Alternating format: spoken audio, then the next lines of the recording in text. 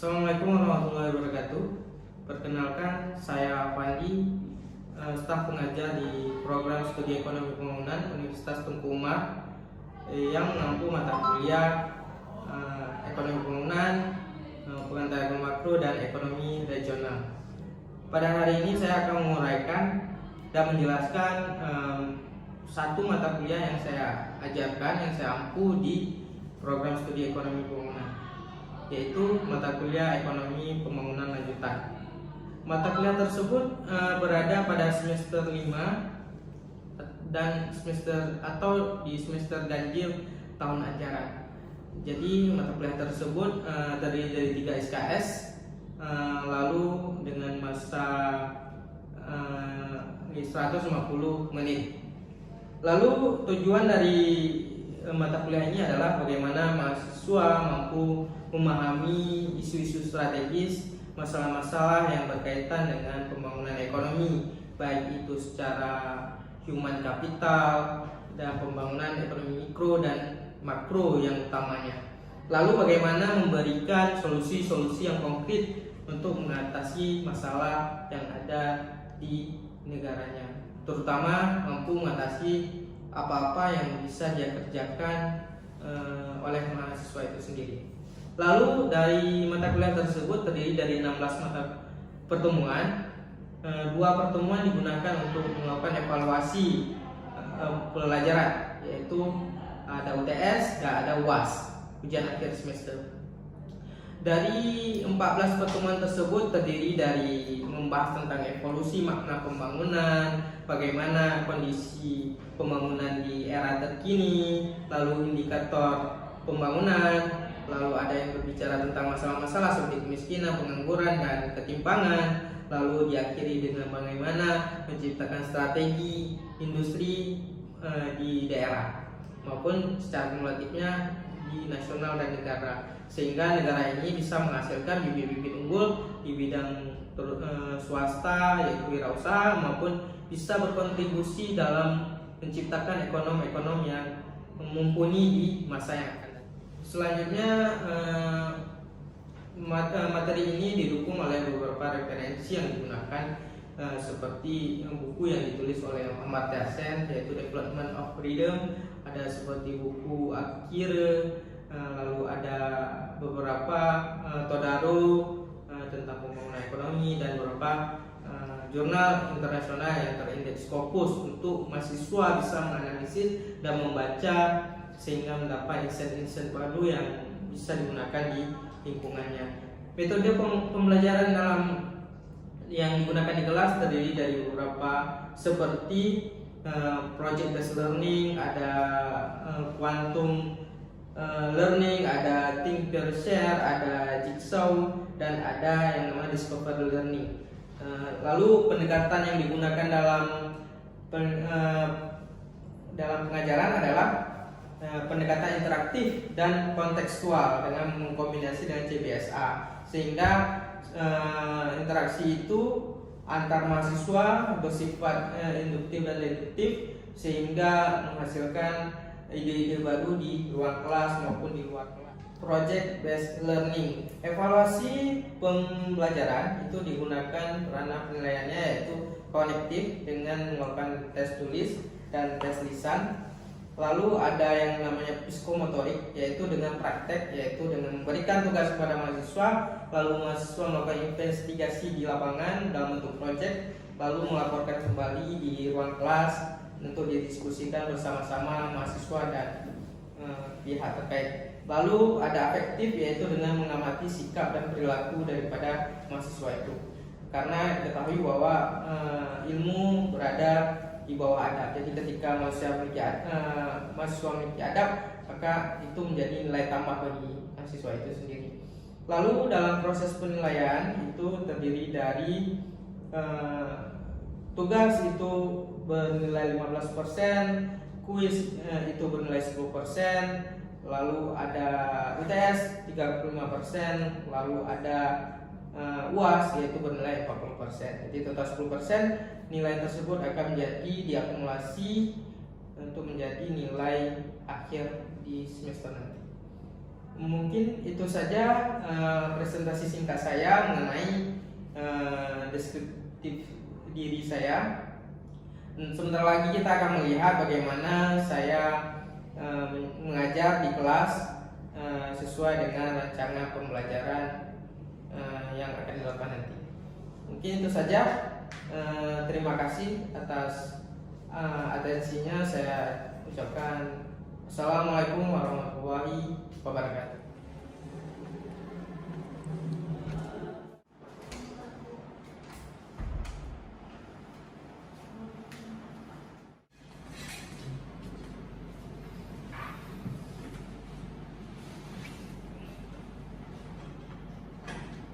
Assalamualaikum warahmatullahi wabarakatuh. Waalaikumsalam warahmatullahi wabarakatuh. Apa kabar adik-adik sekalian? Alhamdulillah. Ada kendala dalam hari ini? Alhamdulillah nggak ada, Pak. Alhamdulillah tidak ada. Baik, sebelum kita mengawali perkuliahan hari ini, ada baiknya kita berdoa dulu. Berdoa, kita mulai dengan keyakinan masing-masing. Kita mulai sekarang.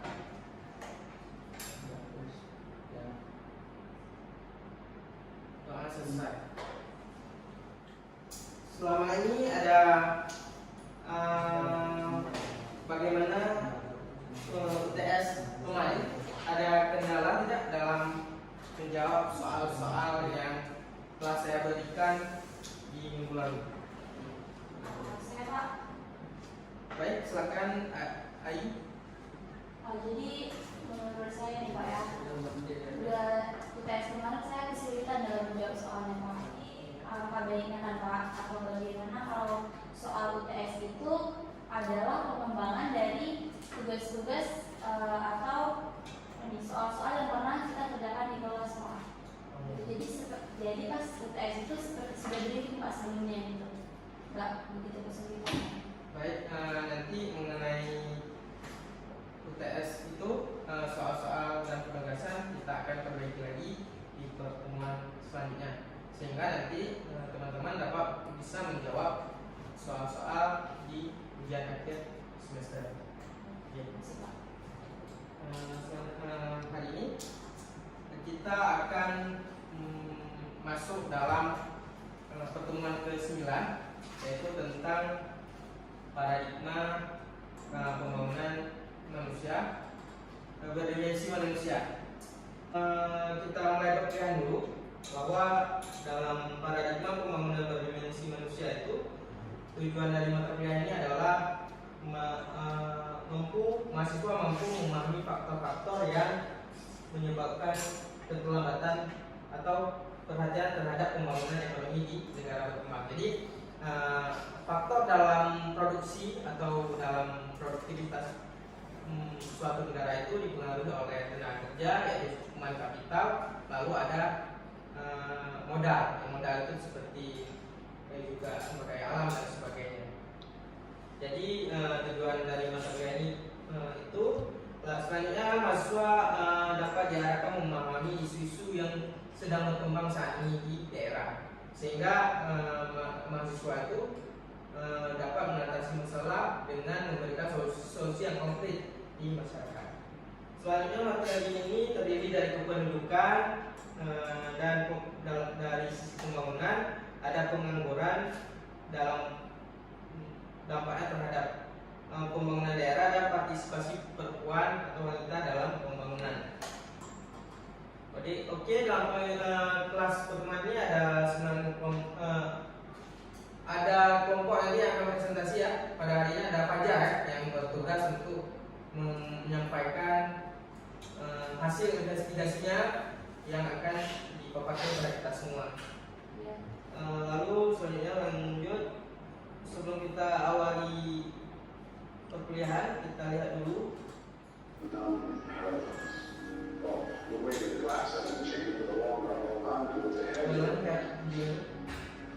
The stresses and worries of life are like this glass of water. If you think about them for a little while, it's no problem. Think about it for a little bit longer, it begins to hurt. You think about them all day long, and you'll feel paralyzed, incapable of doing anything.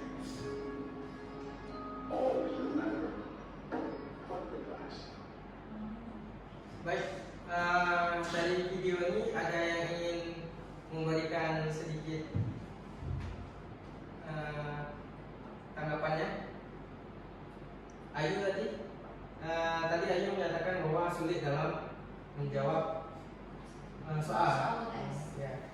Nah, dengan video ini apa yang bisa Ayu tangkap? Ainul Pak. Ayu ya. Menurut Ainul, kalau dari video itu sendiri ada sih hubungannya sama UTS. Ya. Kan tadi Ainul bilang kalau menjawab soal UTS itu kan sulit kan.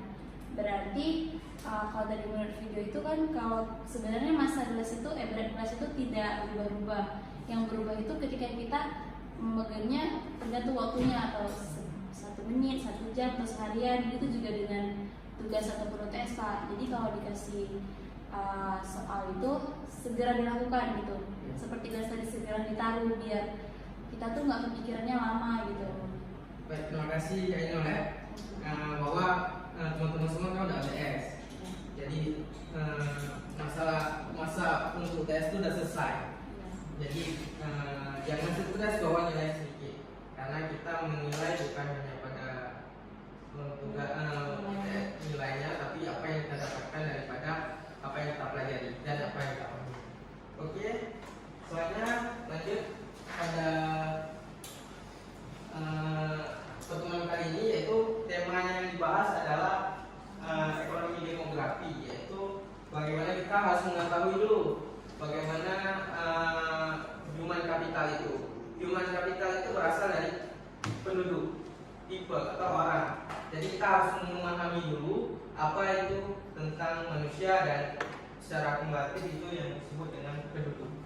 Maka kita harus pahami dulu penduduk, kenapa dia menjadi suatu masalah di kita gitu, di ekonomi secara makro. Ekonomi demografi itu berdasarkan hasil sensus penduduk tahun 2020 itu menunjukkan bahwa penduduk Indonesia itu sebesar 270 juta. Lalu usia, jenis kelamin, etnis, ukuran populasi dan pertumbuhan populasi itu yang kita pelajari dalam ekonomi demografi itu.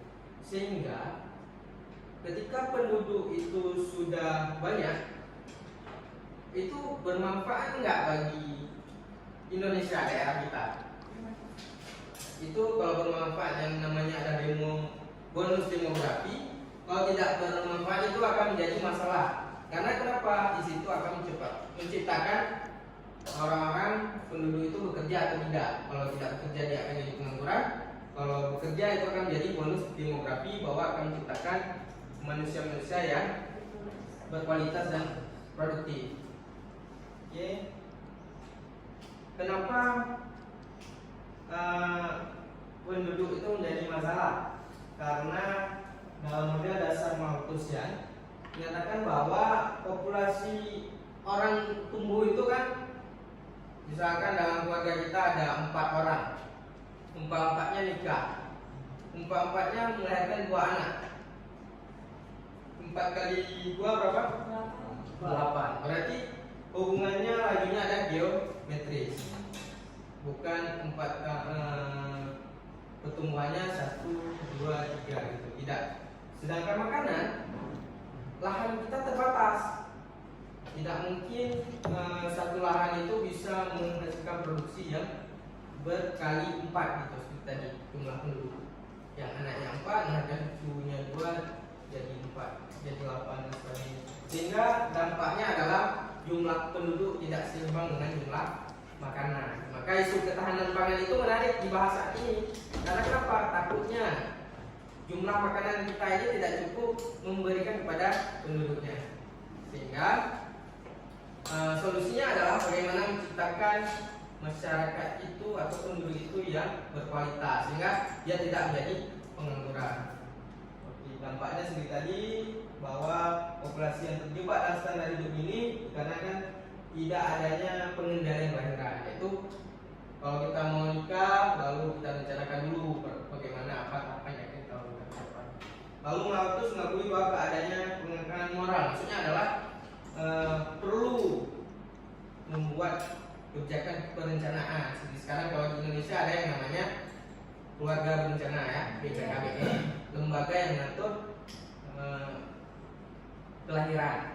Sebenarnya kalau dari sisi moral itu dikengkang bahwa kita dibatasi dalam melahirkan seorang anak.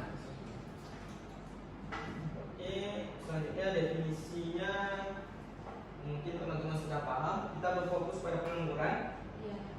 Pengangguran itu terdiri dari 5 jenis, yaitu pengangguran terbuka, yaitu pengangguran terjadi ketika seorang yang ingin bekerja namun dia belum memiliki pekerjaan. Itu seperti orang-orang yang baru selesai S1 dan tidak ada pekerjaan, namun dia termasuk angkatan kerja tapi belum memiliki pekerjaan. Itu dikatakan pengangguran. Maka sebelum kalian selesai, siapkan dulu kalian potensi pekerjaan kalian apa, maka baru selesai. Maka solusinya adalah jadi wirausaha. Selanjutnya pengangguran tersembunyi terjadi ketika seorang ingin bekerja tetapi tidak dapat menemukan pekerjaan yang sesuai dengan keterampilan. Maka perlu sekarang bahwa kalian mempersiapkan skill supaya apa, nanti selesai kuliah tiba-tiba kerja bukan di tempat yang skill yang mumpuni, maka kalian termasuk dalam kategori pengangguran yang tersembunyi. Misalkan kalian satu kerjanya di petani atau buruh yang buruh tani maksudnya ya, yang berpenghasilan di bawah kebutuhan minimal, sehingga akan termasuk dalam zona kemiskinan. Soalnya pengangguran musiman, yaitu ketika hanya tersedia pada musim tertentu dalam setahun. Contohnya seorang petani misalkan, ini musim panen, musim tanam, jadi di sela-sela itu kan nggak ada pendapatan, nggak ada pemasukan, sehingga mereka akan dikategorikan pengangguran karena nggak ada pemasukan yang didapatkan. Itu termasuk dalam pengangguran musiman. Selanjutnya ada pengangguran struktural ketika ada perubahan dalam ekonomi dan industri yang mengakibatkan berkurangnya pekerjaan. Terus seperti COVID contohnya, ada sebagian dibatasi hubungan antara manusia dengan manusia, tidak kontak bismillah, maka ada yang di PHK. Itu yang dikatakan pengangguran struktural yang disebabkan oleh suatu kejadian yang menyebabkan terjadinya pengangguran. Selanjutnya yang terakhir, fiksional, yaitu pengangguran terjadi ketika seorang mencari pekerjaan baru pindah dari satu pekerjaan ke pekerjaan lain, maka itu dikategorikan sebagai pengangguran fiksional. Ini kita lihat bahwa data pada hari ini jumlah angkatan kerja kita di tahun 2022 ya. Trennya kita lihat bahwa angkatan kerja kita terus meningkat dari tahun ke tahun. Perubahannya ada sebesar 2,5%. Ini menunjukkan bahwa jumlah orang yang bisa berpotensi untuk bekerja itu sangat besar. Makanya PR besar bagi pemerintah kita untuk menciptakan lapangan pekerjaan. Lalu pun yang jadi hal positifnya bahwa pengangguran kita itu berkurang dari 2020 sampai dengan 2022, yaitu sebesar 7,43%. Ini menunjukkan bahwa Indonesia mampu mengatasi pengangguran untuk sementara ini. Ini menjadi hal yang positif. Lalu yang perlu kita lihat bahwa dari tahun ke tahun perempuan ini agak sedikit stagnan dalam tingkat partisipasi angkatan kerja. Betul ya, walaupun poinnya sangat sedikit ya, 0,07. Lalu kalau yang laki-laki itu semakin luas. Maka ini jadi suatu pertanda ya. Lalu di sana kita lihat juga TPK, tingkat pengangguran terbuka, yang tadi kita bahas pertama tadi, orang yang sudah selesai kuliah misalnya contohnya, tiba-tiba dia nggak ada pekerjaan, dia masuk pengangguran terbuka. Dan lihat di sana tingkat laki-laki itu lebih besar menurunnya dibandingkan perempuan. Nah, jadi perempuan lebih sedikit walaupun positif ya, berkurang, tapi jumlahnya itu lebih besar laki-laki daripada perempuan. Maka yang perlu kita lihat lagi di kota dan di pedesaan. Makanya desa ini jumlahnya lebih besar menurunnya, walaupun dalam angka 0, itu lebih banyak di desa, jumlah penganggurannya berkurang. Ini berarti program dana desa itu sukses mengatasi pengangguran juga perkotaan, walaupun tidak besar, namun patut kita apresiasi. Nah, ini dari data ini menunjukkan bahwa perempuan potensi untuk berada di zona pengangguran. Maksudnya dalam artian dia sebenarnya bisa bekerja, namun peluang untuk mendapatkan pekerjaan itu lebih kecil daripada laki-laki. Ini menjadi concern kita bahwa sebenarnya perempuan dan laki itu harus memiliki peluang pekerjaan yang sama. Selanjutnya ini menarik juga nih perkembangan pengangguran di Indonesia. Rupanya dari tahun ke tahun, Agustus 2020, Agustus 2021 dan Agustus 2022, tingkat pengangguran yang drastis menurunnya itu adalah di sekolah menengah kejuruan (SMK). SMK ya. Jadi SMK itu potensi kita bisa Langsung kerja. kerja. Kenapa dia bisa langsung kerja? Karena sudah diasah skillnya dari bangku sekolah menengah lagi Pak. Beda sama SMA.